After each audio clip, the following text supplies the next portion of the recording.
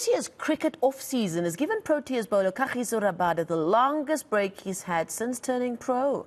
The 28-year-old is a mainstay of the national team set up across all formats, and this makes him the ideal candidate to assess the state of the Proteas, just 3 months prior to the Men's 50-over World Cup. eNCA's Hloni Mtimkulu caught up with CSA's Test Player of the Year. It's a big year for cricket World Cups. We've already had 2 of them, the Women's Senior T20 World Cup as well as the Under-19s earlier this year. There is, of course, another one with the men's coming up in October and November in India. And someone who knows a little bit about World Cups is, of course, fast bowler Kagiso Rabada, who joins me now. KG, first of all, we want to talk about different things, but the World Cup itself, you guys managed to sneak into the World Cup with automatic qualification. Obviously, a lot has been said about that, but what do you guys kind of take away from kind of what you went through over the past few months in terms of getting into that World Cup? I think we achieved exactly what we needed to. So it's not really about reflecting too much about what happened. It's literally about looking at what the next objective is. The public, the media spoke a lot about needing to get that 8th position. Why are you even in this position to begin with, that sort of thing.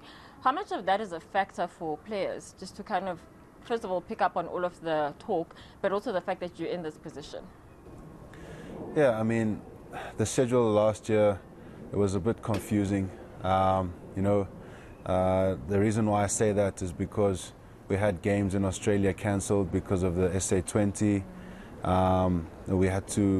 There were games that were rained out against the Netherlands that we had to fit in this year, and there were games that we played in India, just before T20 World Cup. So it was a bit here and there, just bits and pieces everywhere.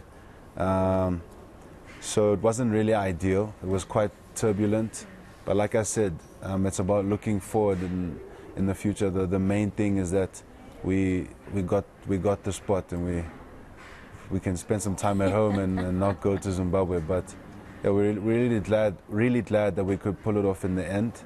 We made it a bit hard for ourselves, which is not great at all. Yeah. Not great. I guess moving forward, something that you can learn from this situation is, why did we make it so hard for ourselves? You talk about Zimbabwe and those qualifiers. Just tell us what you've been up to in your downtime now. Well, I've tried to stay away from cricket fields. This is the first time I've been to a cricket field ever since I got back from the IPL. Jeez. So, I mean, that's good. This is the longest break I've had, I think, since I've started playing professional cricket. So I'm really glad. Do you feel like this is something you could kind of get used to not to be able to take more breaks, possibly?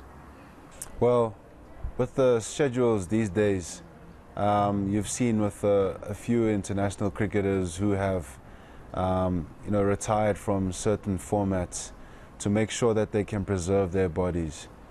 I think for myself, it's about, thinking along those lines, not necessarily retirement, but basically trying my best to preserve my body and what that's going to mean. What do we as a watching public not know about being an elite sports person? That people either love you or hate you. But I guess we're just normal human beings. In the sense that we also, I guess, feel emotion. We also make mistakes sometimes. We are triumphant as well at times, but we're just normal. But we're just professional athletes. People are very brutal sometimes, or there's a lot that happens on social media, and especially with the Proteas. And South Africa is a sports-loving, sports-mad country. We say all those things. How much of that do you pay attention to? When you do play, you do think of those supporters, and you think of the team and those supporters. However, I think on a larger scale, thinking too much about what everyone has to say, I think that can only lead to one's detriment. So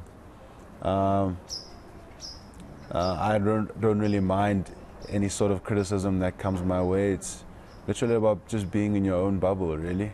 Does anything faze you? Losing. And what has been then a loss that really upset you, that really just put you off and you just needed to do, or a performance even, where you needed to do better? Many. So many performances. But I think the last World Cup in Australia, I think I had a poor World Cup. But hey, it is what it is. And it's just about overcoming. Cricket is about overcoming. Sport is about overcoming. The way that you got into this World Cup, does that kind of put you as the underdogs, but also make it a little better in terms of the pressure that people might have on you, given that, you know, people thought you might not make it or you'd have to go in via the qualifiers? Going into a World Cup, you need to have your game in check. The team needs to be performing as a cohesive unit. You can't be going in half-hearted. You know, you need to be knowing exactly what your game plan is going to be, and you need to be close to the top of your game. And then I think then it's about overcoming pressure moments. I think that we have shown that we can do that. If you look at games against India, the game against India last year in Perth, you know, we managed to win that game under pressure. So really it's about how many times can we do that? Let's not do that once or twice. No, let's do that several times. If we can do that several times, then we'll win the World Cup. What do you take from the previous World Cup, the more recent World Cup performances? What do I take from them?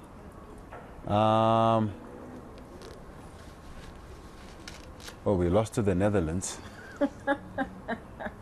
That was a shock. Yeah, shock to the system.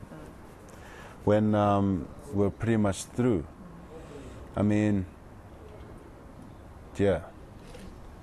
I think it's really about just playing cricket. Just lastly, I know Rob Walter did talk about building on and having that consistency, you know, given the performances, for example, you put in against England in Kimberley and Bloom. Just what has having him there brought to the team? Well, the whole new language is positive and aggressive. So we're trying to mold ourselves into that new language and what it means to us. What does it mean to be positive and aggressive? And we unpacking that. I mean, when Shooks came in when we played against England in Bloemfontein, and he came in there whilst Rob was in New Zealand. And literally that was the language. Let's be positive and aggression.